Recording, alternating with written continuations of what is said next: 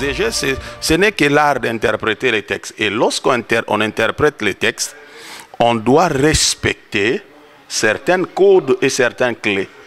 Et lorsqu'il y a des divergences comme ça, c'est parce que certains ont respecté les clés de l'interprétation, les autres ne l'ont pas respecté. Jésus a dit, laissez les bleus et livrés grandir ensemble.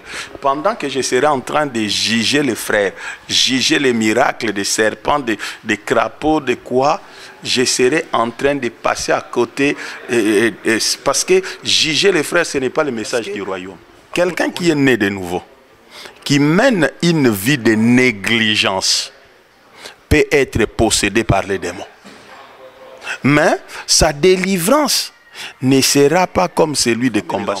Lorsque les prêtres maintenant ont commencé à sortir avec des femmes en dehors des couvents et à avoir des enfants, les prêtres ont commencé à voler l'argent de l'église. Il est impossible que là où il y a des hommes, qu'il n'y ait pas de scandale. Mais il ajoute, malheur à celui qui en est l'auteur. Il fallait que cette personne ne naisse même pas. Son sort, il faut qu'on lui attache la corde au cou avec une pierre qu'on jette dans la mer. Parce que Martin Luther était un moine catholique. Il a lu la Bible, il a compris que les catholiques étaient en train de mentir. Il a stipulé 95 ou 95 thèses contre l'Église catholique. Mais aujourd'hui, tu verras la majorité des choses que Martin Luther avait combattues chez les catholiques. Les protestants les font. Micro pasteur Bobo, ezaboye, akitoko penza, vraiment, bino tubo lambda penza micro pasteur Bobo, émission kitoko, eloka sukali, eloko kitoko penza, yeah.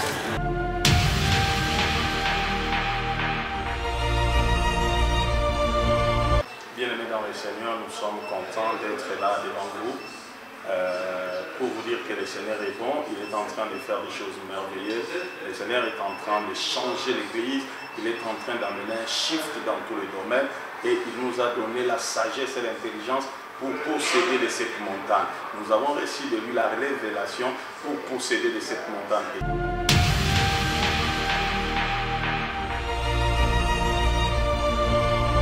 Chers téléspectateurs du micro du pasteur Bobo, partout où vous êtes, nous vous disons bonjour ou bonsoir. Ça dépend de l'heure à laquelle vous nous regardez, car le micro du pasteur Bobo est vraiment international. Aujourd'hui, avec nous sommes avec l'homme de Dieu, l'apôtre Alfred Noah, que vous connaissez. Nous allons parler avec lui par rapport à la vie de l'Église, par rapport à la parole du Seigneur, car il est enseignant de la parole. Bonjour, homme de Dieu. Bonjour, pasteur Bobo. Bonjour, peuple de Dieu. Bonjour à toute personne qui va suivre cette vidéo partout dans le monde. Nous vous disons bonjour ou bonsoir selon l'heure que vous allez entrer en contact avec ces images. Le gens se pose beaucoup de questions, mais on aura vraiment des questions à vous poser. Si on vous pose la question, vous qui êtes enseignant de la parole, c'est quoi la doctrine chrétienne?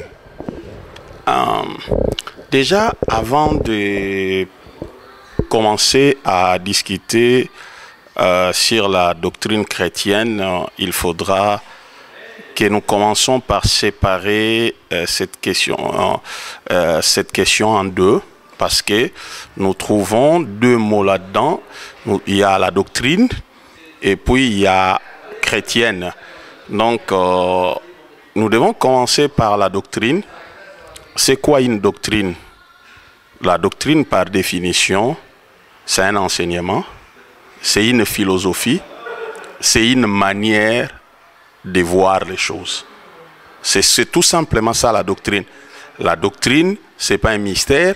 La doctrine, ce n'est pas quelque chose qui est tombé du ciel.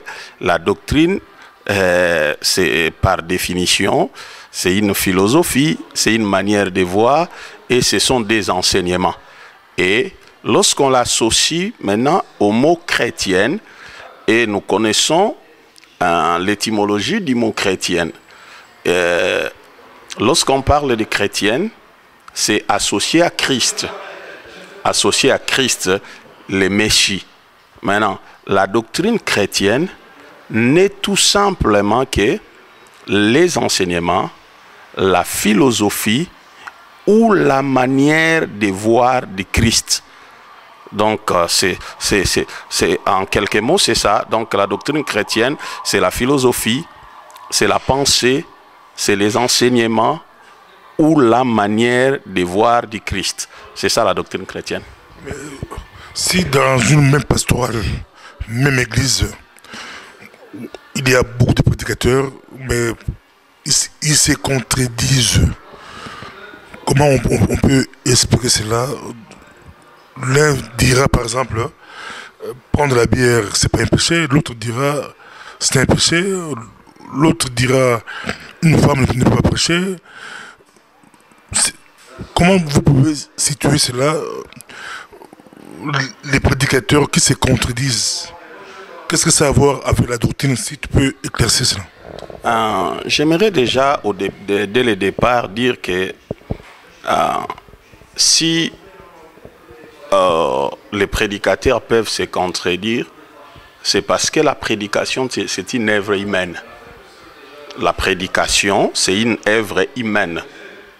Peut-être beaucoup de gens seront scandalisés que je dise la prédication, c'est une œuvre humaine, mais la prédication, c'est un être humain qui est en train d'interpréter les écrits sacrés par rapport à un temps, par rapport à un contexte. Parce que les écrits sacrés que nous appelons la Bible, ce sont des écrits qui viennent de loin, ce sont des écrits qui viennent de l'interaction avec Dieu, de l'interaction de Dieu avec un peuple qui avait une culture, qui avait des habitudes, qui avait des convictions, et Dieu s'est interagi avec eux, a communié avec eux, a marché avec eux.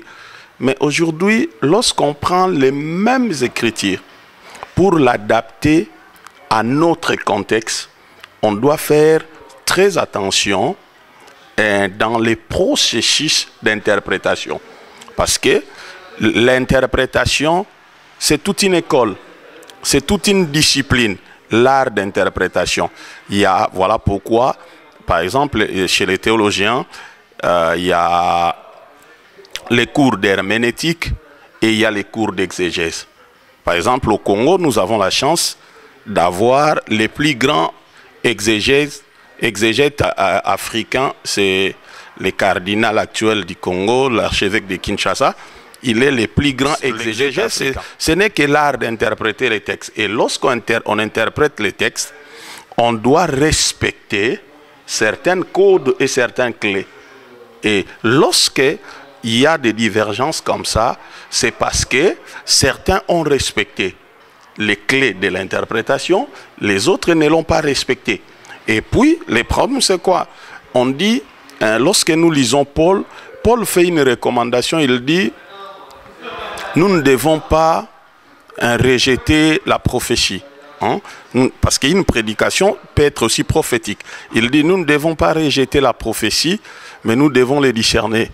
Rejeter ce qui est mauvais, prendre ce qui est bon. Pourquoi Paul le dit? À l'église où Paul le dit, au temps où Paul le dit, il n'y avait pas de problème avec les prophéties. Ils acceptaient la prophétie. Mais quand Paul est en train de parler, l'objectif était quoi? Il voulait tirer l'attention que l'œuvre de Dieu, faite par des hommes faillibles, l'œuvre d'un Dieu infaillible, fait par des hommes infaillibles, il y a toujours risque d'abus et des excès. Parce que il y a des gens bibliquement qui sont extrémistes, il y a des gens bibliquement qui sont larges. Voilà pourquoi, par exemple, en théologie, il y a des courants. Il y a des courants extrémistes théologiquement parlant, et puis il y a des courants libéraux et il y a des courants modérés. Donc ce sont des choses qui n'ont pas commencé aujourd'hui, ce sont des choses qui ont daté. Il y a des écoles, parce que la prédication aujourd'hui c'est l'héritage. Donc beaucoup de gens prêchent par rapport aux écoles d'où ils sont sortis. Donc beaucoup des enfants prêchent par rapport à l'école où ils ont été formés. Si ils ont été à l'école d'un père qui est extrémiste, dans leur prédication, ils vont développer l'extrémisme. S'ils ont été à l'école d'un leader libéral, leurs prédications seront aussi dans trop libérales. Mais le problème, c'est que ces choses-là vont continuer à exister. Donc, nous n'avons pas droit et nous n'avons pas la possibilité de les arrêter. Parce que même dans la Bible, ça s'est passé, on n'a pas pu les arrêter. Quelle est la bonne doctrine? Quelle est la bonne école? Si on pose la question apôtre. La bonne doctrine, c'est celle du Christ. La bonne doctrine, c'est celle du Christ. Voilà pourquoi les apôtres aujourd'hui devaient être les garants de la doctrine du Christ. Parce que les premiers apôtres, les 12, ont été les garants. Parce que c'est quoi la doctrine du Christ? C'est ce que Christ a dit, que les apôtres ont dit après. Maintenant, si nous voulons les dire aujourd'hui, nous devons les dire avec la mentalité, l'esprit et la grâce des apôtres. Donc, si nous voulons faire des choses comme ils ont fait, si nous voulons enseigner la doctrine, qu'elle soit saine, nous devons le faire avec la grâce apostolique, avec la mentalité apostolique, avec l'esprit apostolique. Donc, pour moi, c'est ça, la bonne doctrine. La bonne doctrine, c'est celle qui respecte, la source, quoi. Celle qui reste la même, celle qu'on n'a pas mélangée avec le livret, celle qu'on n'a pas fermentée. La bonne doctrine, c'est celle qu'on n'a pas rendue light pour plaire aux hommes. Donc, elle reste la pensée de l'auteur. La pensée de celui qui l'a dit. Je pense que ça, à ce niveau-là, pour moi, c'est ça la bonne doctrine. Où situez-vous les pratiques, les rites? De plus en plus dans l'église du Congo, on apprend même que le pasteur Mutombo, par exemple, pour ne pas le citer, quand il prie, quand il fait des délivrances, il y a des serpents qui sortent dans les ventres des gens, ou des lézards. D'autres pasteurs font tomber les gens. On fait des rites. Quelle est la place du rite dans la doctrine chrétienne? Je ne sais pas pourquoi tu appelles ça les rites, parce que normalement, les rites viennent du rituel. Et normalement, dans la chrétienté, on ne devait pas avoir des rites. On ne devait pas avoir des rituels. Pourquoi? La chrétienté, c'est une vie. C'est une façon de vivre en tant que représentant du Messie sur la terre. Maintenant, tout ce que nous voyons comme manifestation dans l'Église, cela a été déclaré où nous avons les modèles dans la Bible. Mais le problème, ce n'est pas les manifestations. Donc, comme tu venais de poser la question, je ne peux pas juger les manifestations spirituelles. Pourquoi? Parce que la frontière dans les manifestations entre les vrais et faux, la frontière est trop mince. Humainement comme ça, c'est impossible de dire celui-là est en train de travailler avec le diable et celui-là est en train de travailler avec Dieu. Mais il y a des choses qui permettent de savoir quelqu'un qui marche avec Dieu. Ce sont les motivations qui poussent la personne à faire ce qu'il est en train de faire. Et puis, deuxièmement, son style de vie. Donc, cela veut dire les fruits. J'étais en train de dire, je crois hier sur Facebook, j'ai dit, la seule différence entre moi et les païens, la seule différence entre moi et ceux qui ne marchent pas avec Dieu, ce sont les fruits du Saint-Esprit. les fruits du Saint-Esprit. Parce qu'on peut faire tout. Même s'il fait des miracles, les serpents sortent, les gens sont délivrés, même s'il fait pour toi, ce n'est rien comme a dit Jésus. Pour moi, le problème c'est quoi? Ce n'est pas les signes qui sont le problème. Les vrais signes, ce n'est pas les miracles. Parce que les miracles, c'est pour les païens. C'est la Bible qui le dit. C'est pas les miracles, c'est pour les païens. le pasteur fait du miracle destiné aux Païens. Parce que ce sont les païens qui ont besoin des miracles pour croire. Mais pour les chrétiens, les signes, c'est le style de vie. Nous sommes représentants du Christ. Sur la terre, nous vivons pour représenter Christ. Et on ne va pas représenter Christ par la démonstration de la puissance. On a vu ça en Égypte. On ne va pas démontrer Christ par la démonstration de la puissance. Je l'ai dit haut et clair. Personne ne peut me convaincre, même s'il ressuscitait les morts, qu'il est de Dieu. Je peux refuser même la résurrection des morts. Je peux refuser les guérisons. Mais ce qui nous identifie que nous sommes avec Dieu, c'est les fruits de l'esprit. Les fruits, parce que les fruits de l'esprit, c'est les signes de notre régénération en Christ, qu'on est devenu de nouvelles personnes. Mais les miracles, oui, parce que la Bible dit, voici les miracles qui accompagneront ceux qui auront crié. Il y aura toujours des frères qui feront des miracles. Nous ferons des miracles. Mais les problèmes, c'est quoi? C'est que, quelle est la motivation pour lesquelles, quelles sont les motivations pour lesquelles les gens courent derrière les miracles? Parce que la Bible est claire. Lorsque tu lis Exode 33, la Bible est claire. La Bible dit à Dieu, à Moïse, Dieu a manifesté ses voies, mais au peuple, Dieu a manifesté ses manifestations. Donc, c'est compliqué.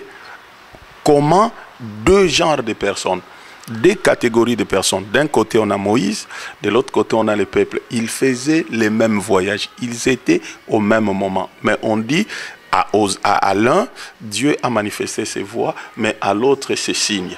Donc, cela veut dire que c'est les voies de Dieu qui sont importantes, plus importantes que les signes.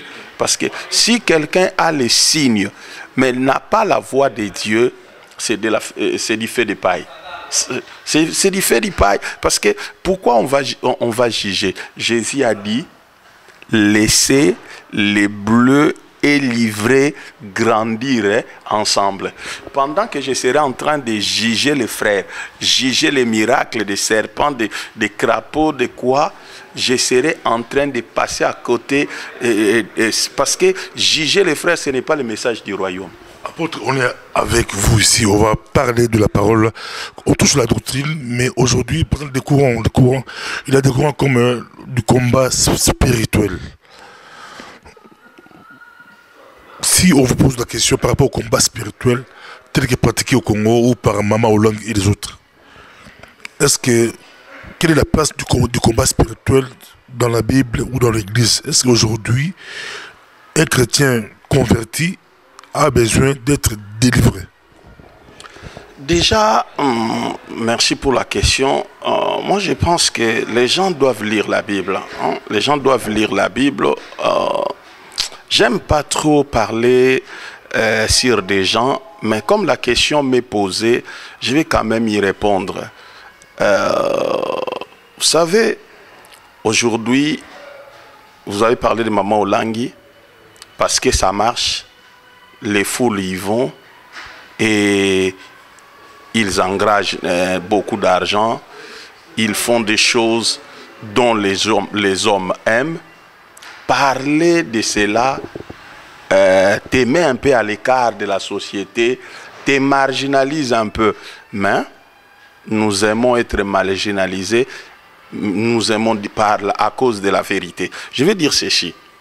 Le combat spirituel tel qu'il est prêché aujourd'hui, il n'est pas biblique. Pourquoi il n'est pas biblique? Parce que cette manière de faire amène plus les gens dans l'esclavagisme qu'à la liberté. Le message que nous avons reçu du Christ, c'est le message de la liberté. Et regardez, le combat spirituel n'est pas un message. Jésus n'a pas dit allez enseigner le nom des démons, allez enseigner comment combattre les démons, allez enseigner comment faire des kirs, des jeûnes et des prières pour être délivrés. Jésus a dit voici les miracles qui accompagneront ceux qui auront cru, ils chasseront les démons. Donc le problème c'est quoi? Jésus a dit allez prêcher la bonne nouvelle du royaume. Si vous rencontrez quelqu'un qui a des démons, chassez les démons. On ne peut pas demander à quelqu'un qui a des démons de prier pour les démons. Non. Quelqu'un qui a des démons, lorsqu'il vient à l'église, il accepte Jésus. C'est la responsabilité du pasteur qui discerne l'œuvre de l'ennemi dans la vie de cette personne, de chasser les démons et de laisser cette personne libre suivre Jésus. Mais aujourd'hui, on a créé toute une doctrine, toute une philosophie qui rend les enfants de Dieu esclaves. Parce que la Bible dit, dans le livre des Colossiens, il nous a délivrés de la puissance des ténèbres et nous a transportés dans le royaume du Fils de son amour, en qui nous avons la rédemption et la rémission des péchés. Donc quand on dit qui nous a délivrés et nous a transportés, cela veut dire la localisation dans laquelle nous vivons en esprit a changé. Avant, donc Paul parle de ça au passé, il dit qui il nous a délivrés. Donc cela veut dire les salis, soteria en grec, les salis c'est aussi la délivrance. Donc la délivrance se trouve dans la doctrine du salut. Donc lorsque nous recevons Christ, nous naissons de nouveau, nous quittons le royaume des ténèbres et nous sommes transférés, nous sommes transportés dans le royaume des lumières. Et je suis très étonné aujourd'hui, il y a des gens qui ont fait 10 ans, 15 ans, 5 ans, 6 ans, dans la foi, dans la marche avec Dieu, mais qui dit la délivrance elle est continuelle, qui dit il continue à se délivrer. Non, les combats du chrétien, c'est les combats de la foi. L'apôtre, on le suit vraiment. Il y a des gens qui témoignent. Dans la Bible, on a vu un aveugle qui était guéri, où les gens voulaient l'embêter. Il a dit, ce que je sais, j'étais aveugle et j'ai vu. Au combat spirituel, il y a des témoignages. Qu'est-ce que vous pouvez dire par rapport aux témoignages? Des gens, des cas concrets, des cas graves, où ils témoignent que Dieu les a délivrés. Et vous vous dites que c'est autre chose. Mais je vais vous dire une chose. Le problème c'est quoi? Ici on ne fait pas l'apologie des hommes. On ne fait pas l'apologie des ministères. Mais nous voulons faire l'apologie du Messie. L'apologie du Christ, l'envoyé de Dieu. Comprenez une chose. Quelqu'un qui est ignorant peut témoigner dans l'ignorance. On peut témoigner dans l'ignorance. Le problème c'est quoi? Je vais te donner un exemple. J'entre dans une église parce que les gens me respectent. J'appelle un frère, je dis frère, Dieu me dit qu'il y a un esprit de mort. Maintenant, viens, on va faire une série de prières et de jeûnes pour chasser cet esprit de mort. Les frères me feraient confiance. Mais est-ce que j'avais vu cet esprit de mort? Et après des programmes de jeûne et de prière, les frères peuvent venir se mettre devant les gens, témoigner. Ah, mes frères, alléluia. Vraiment, Dieu est bon. J'avais un esprit de mort. Vraiment, cette année n'allait pas se terminer, j'allais mourir. Mais Dieu m'a fait grâce, il m'a délivré d'esprit de mort. Est-ce que le frère est sûr et certain qu'il avait l'esprit de mort? C'est ce que je suis en train de dire. Les témoignages que les témoignages que nous avons, c'est l'esprit, c'est le style de vie. C'est le style de vie. Les problèmes de l'église, c'est quoi? L'église ne peut pas devenir comme du maraboutage. Hein? Où les gens vont juste à l'église parce que c'est normal. Si quelqu'un était malade parce que, et au même moment païen, on le délivre, il est guéri de sa maladie. C'est pas une mauvaise chose. Mais après, parce que vous verrez que la personne, après son témoignage, continuera à combattre. Pour vous, être chrétien ne peut pas être délivré. Non, ce n'est pas la même chose. On ne doit pas, je ne suis pas répondre par oui ou non. Pourquoi? Parce que quelqu'un qui est né de nouveau, qui mène une vie de négligence, peut être possédé par les démons.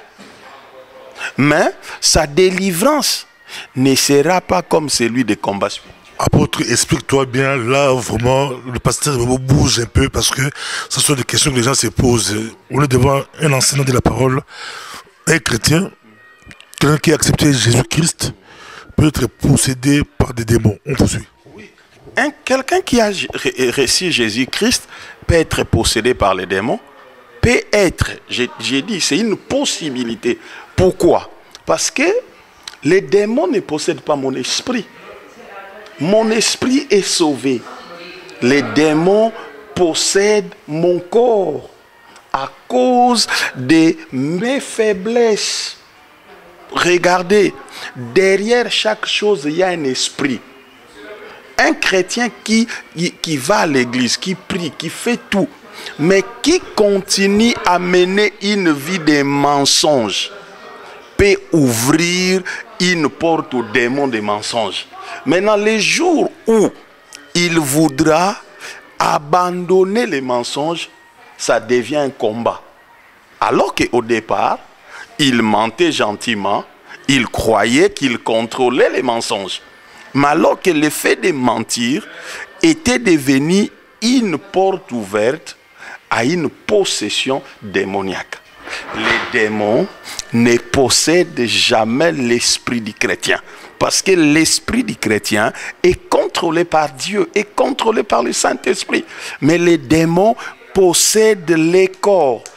Les corps, les démons peuvent posséder les corps et te donner des maladies et te donner des complications à cause de quoi? À cause de ta façon de faire quoi? De marcher. Parce que le bouclier du chrétien contre les diables, c'est la soumission à Dieu. Voilà pourquoi Jacques dit, soumettez-vous à Dieu et résistez au diable, il fuira loin de vous. Maintenant, cette manière-là de dire aux possédés, aux gens qui sont possédés, qui sont liés, qui sont bloqués, de se délivrer par des kirs de jeûne et de prières, et c'est vraiment décevant. Pourquoi? Parce que lorsque tu lis Ephésiens 6, là où on parle que nous combattons les principautés, les dominations et tout, etc., dans cette liste-là des armes du chrétien pour combattre les principautés et les dominations, il n'y a pas la prière et le jeûne. La majorité des églises aux États-Unis, si on peut dire aux États-Unis d'Amérique, on avait interviewé beaucoup de pasteurs, on a fait un sondage parmi les églises pentecôtistes, évangéliques et autres. La majorité des pasteurs disent que la dîme là, ça sert de l'imposer comme font les autres. On ne peut pas imposer la dîme. Mais j'aimerais bien que vous puissiez éclaircir les gens qui nous regardent. Quelle est votre position par rapport à la dîme? On voit de plus en plus un certain Chora que vous connaissez, pasteur Chora, qui a aussi des formations théologiques comme vous. Lui, il dit clairement que la dîme, c'est du passé, c'est l'Ancien Testament. Mais quelle est votre position par rapport à la dîme? Vraiment, je vais déjà commencer par dire des choses. Vous avez pris des exemples qui me mettent mal à l'aise. Pourquoi? Parce que D'abord, je dirais, le Saint-Esprit n'est pas américain et l'Église américaine n'est pas le standard de l'Église dans le monde. Si nous prenons l'Église américaine comme standard pour le reste de l'Église du monde, nous sommes passés à côté.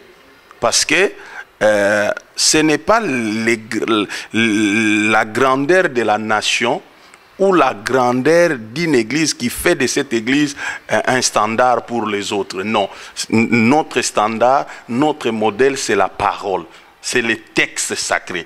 Donc cela veut dire qu'un Américain dise ou ne dise pas, ça ne doit pas être la base sur laquelle nous devons fonctionner. Pourquoi? Parce que le Saint-Esprit n'est pas américain et la Bible n'est pas américaine. La deuxième des choses, vous avez pris l'exemple d'un frère, que je ne citerai pas le nom parce que vous l'avez déjà cité. Je vais dire, vous savez, comme au départ j'ai dit, c'est des écoles d'interprétation. C'est des écoles d'interprétation. Vous savez, la notion là de l'Ancien Testament et du Nouveau Testament, souvent, ça pose problème dans la tête des gens parce que pour Dieu, il n'y a pas Ancien Testament, pour Dieu, il n'y a pas Nouveau Testament. Parce que si Dieu ne change pas, la Bible dit Dieu ne change pas. Il est le même hier, aujourd'hui et éternellement. C'est le même Dieu de l'Ancien Testament et c'est le même Dieu du Nouveau Testament. Maintenant, Jésus a dit, dans Matthieu chapitre 5, Jésus a dit, aussi longtemps que les ciels et la terre subsisteront, même pas aucun iota, c'est les traits qu'on met sur les i, sera enlevé. C'est Jésus qui l'a dit. Il a dit, il n'est pas venu pour abolir la loi, mais il est venu l'accomplir. Maintenant, discuter de la dîme, c'est vraiment, moi je trouve, c'est un débat trop bas. Vous savez pourquoi les pasteurs aujourd'hui insistent sur la dîme? C'est parce que eux-mêmes n'ont pas compris l'alliance financière avec Dieu. Quelqu'un qui a compris, un pasteur qui a compris l'alliance financière avec Dieu ne peut pas passer son temps à prêcher sur la dîme.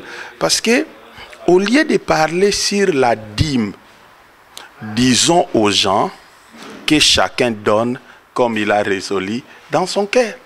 C'est ce que l'Église du Nouveau Testament a enseigné. Mais pourquoi les pasteurs insistent sur la dîme? Il faut que les pasteurs cessent de prêcher Malachie 3.10. Non, on n'est pas en train de dire de cesser de prêcher Malachie 3.10. Malachie 3.10 se trouve dans la Bible. Mais on ne peut pas utiliser Malachie comme moyen de pression sur les gens. Parce que le problème, c'est quoi? Beaucoup de prédications sur la dîme simple, c'est comme un moyen de pression sur les gens. Alors que la Bible dit, regardez les livres du Nouveau Testament, l'Église du 1er siècle n'a pas beaucoup parlé de la dîme. Pourquoi? Parce que les gens donnaient au-delà de la dîme. Apôtre, est-ce que Malachie 3.10 est hors contexte par rapport à la dîme? J'ai dit, Malachie chapitre 3 verset 10 ne peut pas être hors contexte. Tout ce qui est écrit dans la Bible ne peut pas être traité de hors contexte. Mais le problème c'est quoi? C'est la motivation qui nous pousse à utiliser un texte dans un contexte. Parce que le problème c'est quoi? Aujourd'hui, je peux venir prêcher Malachie 3.10. Mais dans des communautés comme la nôtre, on ne prêche pas Malachie 3.10. Quand quelqu'un entre dans l'église, on lui montre sa responsabilité financière dans les affermissements. Pourquoi? Parce que les contextes avec lesquels l'Église a prêché durant tout le XXe siècle, si tu prends 10 échantillons de prédications des pasteurs qui parlent de Malachie 3.10 sur la dîme, tu vas voir que le contexte a été faux Pourquoi le contexte est faux? Parce que dans le contexte qu'ils prêchent, ils sont en train d'amener l'église où? Donc, le 10e littéral appartient à Dieu et les 90% appartient à quoi? Aux chrétiens. Maintenant, voilà pourquoi on a des chrétiens égoïstes. Lorsqu'ils donnent la dîme, c'est fini. Regardez, je vais te donner un exemple. Si tu prends un chrétien qui a beaucoup d'argent, comparé avec un musulman qui a beaucoup d'argent, tu verras que les musulmans qui ont beaucoup d'argent comprennent plus le royaume que les chrétiens. Parce que les musulmans ne donnent pas la dîme. Les musulmans, pour lui, tout son argent, c'est pour Allah. Mais les chrétiens, lorsqu'il a beaucoup d'argent, quand il donne la dîme, il croit même qu'il est en train de favoriser les pasteurs. Pourquoi? Parce que les pasteurs ont montré aux chrétiens leurs limites. Ils ont montré aux chrétiens leur pauvreté. Le pasteur, écoutez-moi bien. Tu ne travailles pas chez les membres de ton église, tu travailles chez Dieu. Ces gens-là, tu dois leur montrer que tu as un Dieu qui peut te pourvoir pour toi. Un Dieu qui peut te prendre en charge et qui peut te donner un salaire. Et je vous assure que Dieu paye toujours mieux. Dieu, c'est le meilleur employeur qu'il y a. Bien, mais voilà la raison pour laquelle je travaille pour Dieu. Parce que je sais que Dieu est le meilleur employeur qui existe. Mais le problème, c'est la dîme fait partie de l'économie du royaume. La dîme fait partie de l'économie du royaume. Maintenant, il faut que nous sachions comment. Par exemple, dans ma communauté où je suis responsable, je demande aux membres de ne pas payer la 10e littérale. Je dis aux gens, si tu veux payer la dîme, ajoute même 50 cents, ajoute même 1 euro au-delà de la 10e littérale. C'est une façon de... Parce que la dîme, c'est une façon de dire à Dieu que mon argent dépend de toi. C'est une façon de réconsacrer à Dieu ce que Dieu nous a déjà donné. Ce n'est pas quelque chose qui doit devenir source de bagarre. Mais ça devient source de bagarre dans les églises. Pourquoi? C'est, comme je dis, la dîme fait partie de l'économie du royaume. Mais ça devient source de problèmes. Beaucoup de gens ont cessé. Parce que si aujourd'hui, les gens, par exemple, aiment l'enseignement du frère Chora, c'est tout simplement parce que les gens ne veulent plus donner l'argent à l'église. Mais il faut se poser la question, pourquoi les gens sont arrivés là? Avant, ils donnaient, mais pourquoi ils ne donnent pas? Parce qu'ils se sont rencontrés avec des prédicateurs, des pasteurs qui sont des voleurs, qui n'ont pas le respect du sacré, qui traitent l'argent de l'église comme si c'était leur bien propre. L'argent de l'église, parce qu'aujourd'hui, on n'a pas de lévites. Aujourd'hui, on n'a pas de lévites. On n'a pas de gens qui peuvent me dire du matin au soir, il ne fait que l'œuvre de Dieu. Du matin au soir, il n'est que dans le temple, en train de faire quelque chose pour Dieu. Et puis, il y a des gens, il y a des pasteurs qui sont des héritiers. Il y a des pasteurs dont leurs femmes ont beaucoup d'argent. Il y a des pasteurs dont leurs frères et sœurs ont beaucoup d'argent qui les dépannent. En quoi ils sont lévites? Parce que les lévites n'avaient aucun héritage. Aucun. Les lévites n'avaient aucune source de revenus. À votre avis, les problèmes qui se posent aujourd'hui, beaucoup de pasteurs, surtout les pasteurs africains, on le sait, les gens bâtissent des églises, commencent des églises, mais côté rémunération, c'est pas clair, c'est flou. C'est pourquoi beaucoup d'hommes de Dieu tripotent la Bible. On fait du tripotage. Si on vous demandait dans une église, si une église commence, où est la place de la rémunération des hommes de Dieu? Si tu es d'accord qu'on peut se rémunérer. Sinon, c'est... Déjà, c'est un conseil que je donne aux hommes de Dieu. Vous savez, il y a beaucoup de gens qui disent, moi, Dieu m'a appelé à temps plein. Non. Sinon, Dieu doit appeler tout le monde à temps plein. C'est ton travail. C'est ta capacité à manager les talents que Dieu t'a donnés qui t'amène à temps plein. Paul l'a dit, pour ne pas être à charge, j'ai fait quoi? Mes tentes. Mais le problème c'est quoi? Vous verrez un pasteur qui dit que moi je travaille, Dieu m'a appelé à temps plein. Mais il passe ses journées à regarder des séries télévisées. Il ne passe même pas ses journées à prier, à regarder des séries télévisées en attendant 19h pour aller au culte. Pendant la pause, pasteur, ça c'est la pause. Il peut prêcher 24 heures. Mais pendant qu'il regardait la série télévisée, il pouvait aller chercher l'argent. Il pouvait aller travailler, gagner de l'argent. Pourquoi? Parce que c'est mon travail qui m'appelle à temps plein. Si aujourd'hui, j'ai une communauté qui me prend tout mon temps, qui ne me permet pas d'aller chercher l'argent ailleurs, c'est là, au même moment, cette communauté sera à mesure de produire des ressources. Mais dans l'église, pour ne pas vous couper, dans l'église du cardinal Monsengo que vous avez vanté ici, là, il travaille à temps plein. Non, mais comment? Le problème, c'est quoi? Quand vous dites qu'il travaille à temps plein, mais regarde les dérives qu'il y a dans ces églises-là. Parce que, regarde, aujourd'hui, vous savez, là où les catholiques ont réussi, au départ, quand quelqu'un voulait devenir prêtre, comme les Lévites, on lui faisait signer les vœux de pauvreté. Cela veut dire qu'il n'avait pas droit d'avoir des biens propres. Tout ce que l'Église était, l'Église avait été en communauté. Voilà pourquoi ils ont créé les monastères, ils ont créé des...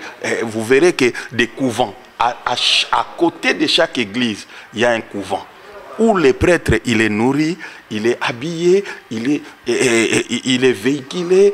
Donc, cela veut dire qu'il n'a pas de ressources propres. Mais, avec l'évolution, aujourd'hui, on a des problèmes. Voilà pourquoi, avec les vœux de chasteté, de pauvreté, il devait signer les vœux de chasteté. Cela veut dire, avec cette vie-là, il ne pouvait pas avoir une femme, il ne pouvait pas avoir des enfants. Sinon, la source des problèmes serait les femmes et les enfants. Lorsque les prêtres maintenant ont commencé à sortir avec des femmes en dehors des couvents et à avoir des enfants, les prêtres ont commencé à voler l'argent de l'église. C'est la même chose. Le problème, c'est que l'argent de l'église fait partie de l'économie du royaume. Cela dépend de comment... Là, vous parlez des dérives. Les catholiques nous suivent aussi. Du côté des églises évangéliques, chaque jour, il y a des dégâts plus ou moins égaux aux catholiques. Mais pasteur Bobo, les dégâts, il en aura toujours. Parce que si on veut dire que chez les évangéliques, il y a plus, ou chez les catholiques, il y a moins, on n'a pas les barèmes, on n'a pas les trucs pour mesurer exactement les taux de dégâts. Mais le problème, c'est quoi? C'est prophétique, ces choses-là. La Bible, Christ a dit, il est impossible que là où il y a des hommes, qu'il n'y ait pas de scandale. Mais il ajoute, malheur à celui qui en est l'auteur. Il fallait que cette personne ne naisse même pas. Son sort, il faut qu'on lui attache la corde au cou avec une pierre qu'on jette dans la mer. Donc le problème, c'est quoi? Les dégâts, nous en sommes très conscients. Mais le problème, c'est que tout un chacun de nous doit se bagarrer de telle en sorte qu'il ne soit pas l'auteur de ces dégâts. Mais les dégâts, il y en aura toujours. Les dégâts, il y en aura toujours. Pourquoi? Je te le dis encore. L'œuvre d'un Dieu infaillible, exercée par des hommes faillibles, il y a toujours risque des excès et des abus. Pourquoi? Pasteur Bobo, si demain, je me retrouve en train de gérer 5 millions d'euros et que de l'église, et que moi-même, personnellement, ma richesse n'équivaut même pas à 10 000 euros. Si je n'ai pas un cœur discipliné pour Dieu, la première intention, Judas l'a fait. Il a commencé par piquer dans la caisse. La première intention, donc là où des hommes vivent, surtout, il ne faut pas oublier le travail du malin.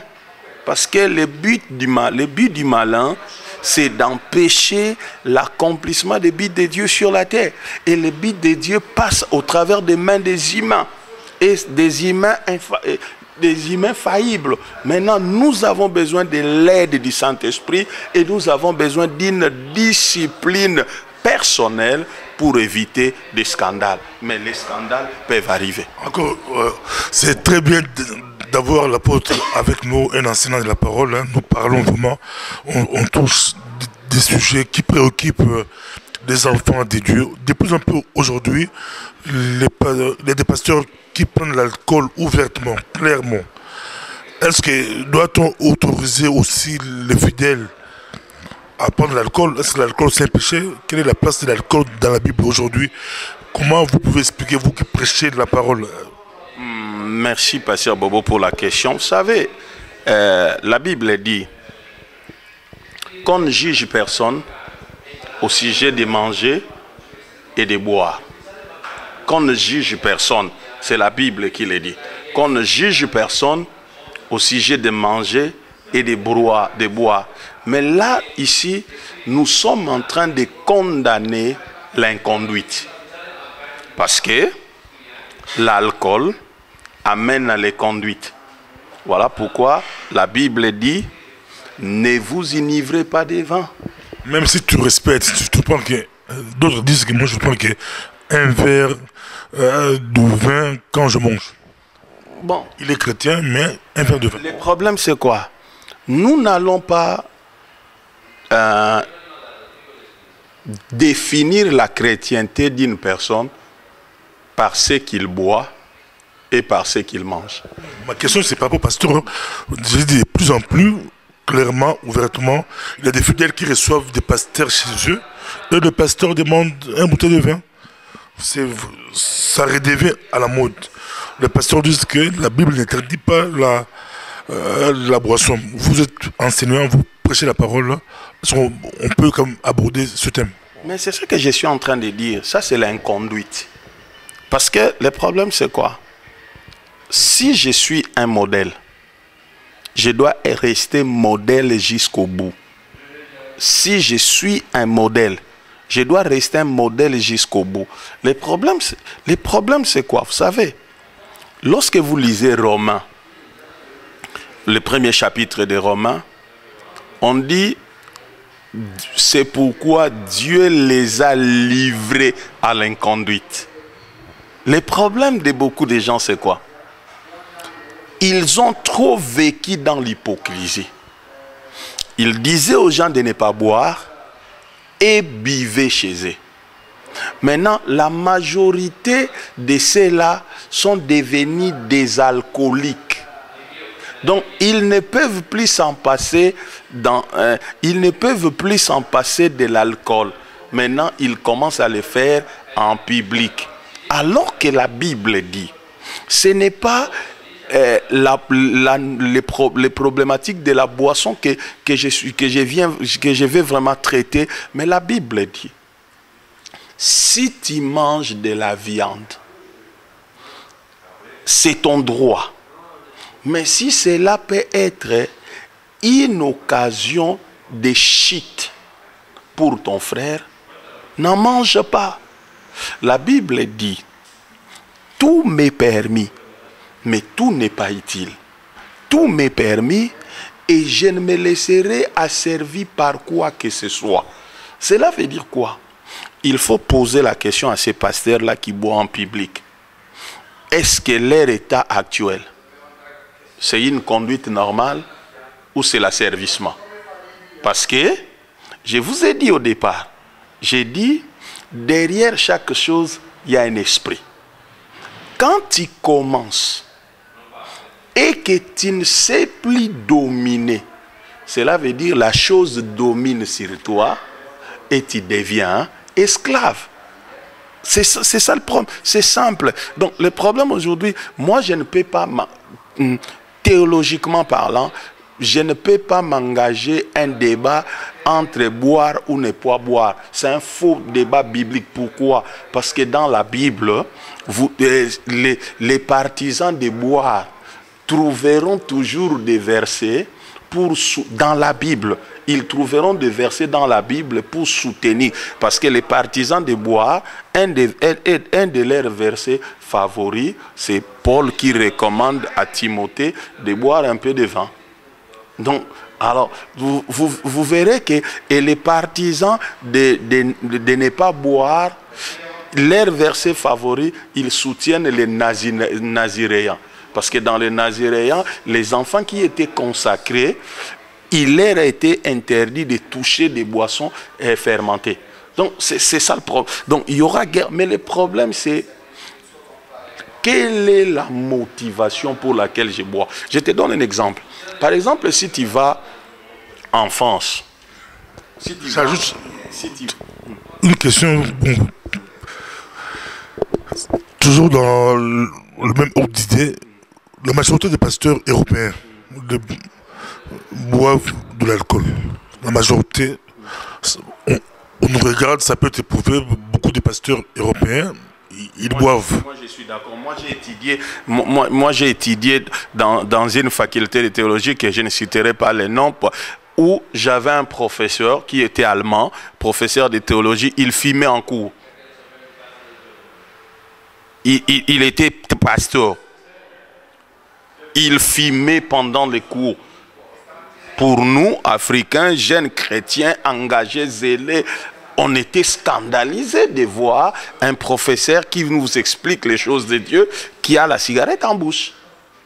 Donc, le problème, c'est quoi? C'est ce que je voulais dire. J'ai dit, si vous allez par exemple en France,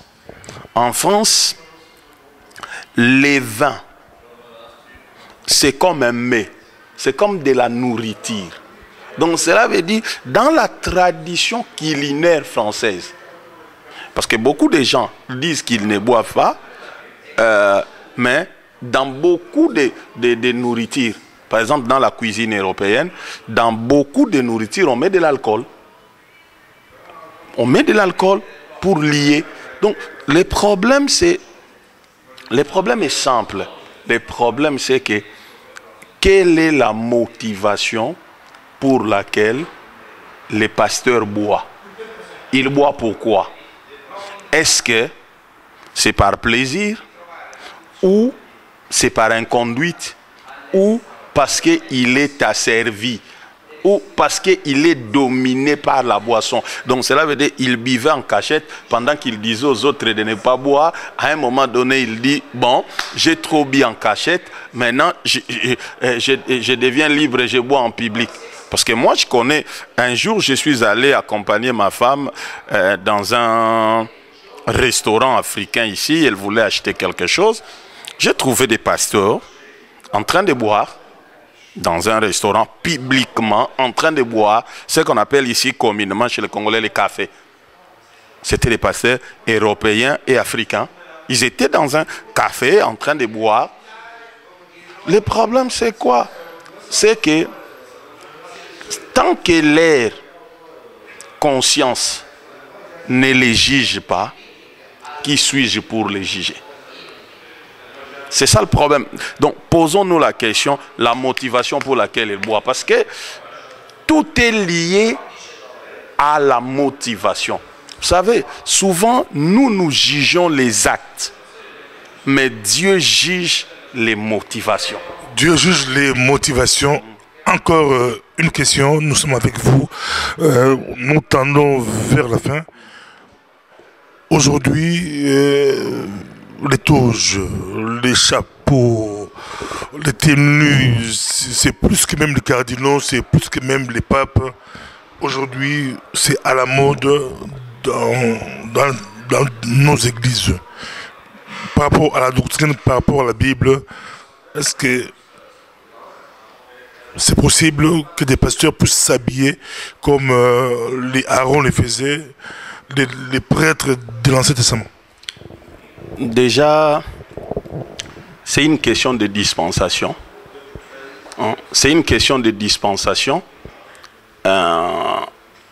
Les tenues dans l'Ancien Testament représentaient la fonction, la grâce, l'onction et les mandats. Voilà pourquoi les prêtres ne s'habillaient pas de la même chose que les prophètes, et les prophètes ne s'habillaient pas de la même manière que les rois.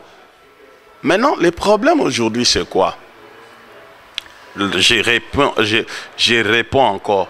Le problème, c'est la motivation. Je mets la robe là comme un transgenre. Pourquoi? Parce que comment vous pouvez habiller un homme en robe? Et puis, vous savez, là où tu vois que c'est faux, c'est parce que durant tout le XXe siècle, le message des protestants, à partir déjà du XVIe, le message des protestants, parce que les évangéliques, les pentecôtistes et tous ces bazars, ce sont les enfants des protestants, les enfants de Martin Luther. Maintenant, les protestants, au début du XVIe siècle, ont combattu toutes ces choses chez les catholiques. Si vous allez sur Internet, regardez les 95 thèses de Martin Luther qui ont été affichées à l'église de Wittenberg en Allemagne, là où Martin Luther commence sa révolte. Parce que Martin Luther était un moine catholique. Il a lu la Bible, il a compris que les catholiques étaient en train de mentir. Il a stipulé 95 ou 95 thèses contre l'église catholique. Mais aujourd'hui, tu verras la majorité des choses que Martin Luther avait combattues chez les catholiques, les protestants les font. Parce que moi j'appelle ça les m'as-tu vu. Parce que notre identité n'est pas dans les vêtements. L'onction n'est pas dans les vêtements aujourd'hui. L'onction aujourd'hui est dans les cœurs. La grâce aujourd'hui est dans les cœurs. Mais dans l'ancien temps, l'onction était dans les vêtements. Parce que dans l'ancien temps, quand les rois enlevaient sa tunique royale, ils cessaient d'être rois.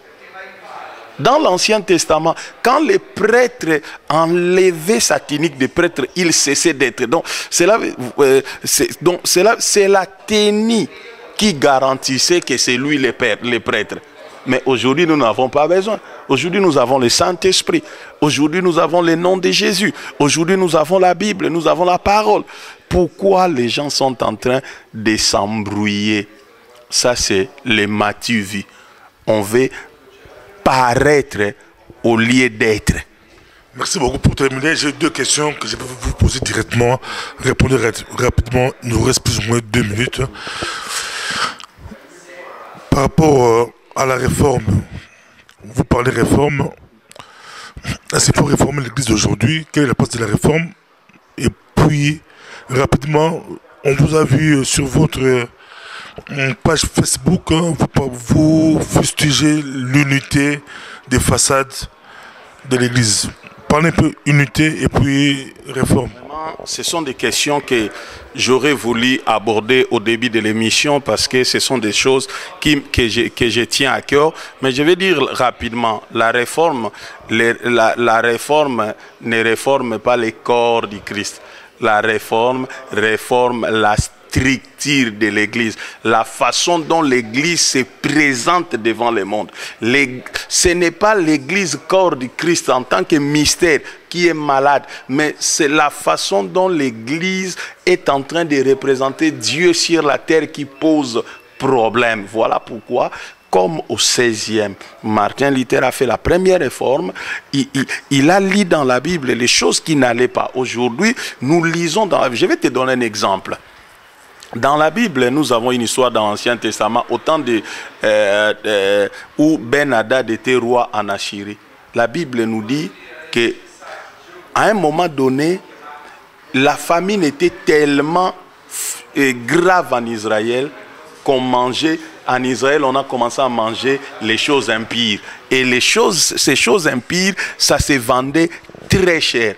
Aujourd'hui, pourquoi nous voulons réformer l'Église? Parce qu'aujourd'hui, il y a beaucoup de gens qui prêchent des prédications impures, mais dont ils demandent des offrandes et des semences très chères. Les enfants de Dieu sont en train de payer très cher quelque chose qui n'a pas. Et puis quand je fustige l'unité, je ne fustige pas l'unité. On dit, ceux qui se ressemblent s'assemblent. L'unité doit être celle des valeurs, l'unité doit être celle des visions, l'unité doit être celle des principes, l'unité doit être celle des motivations.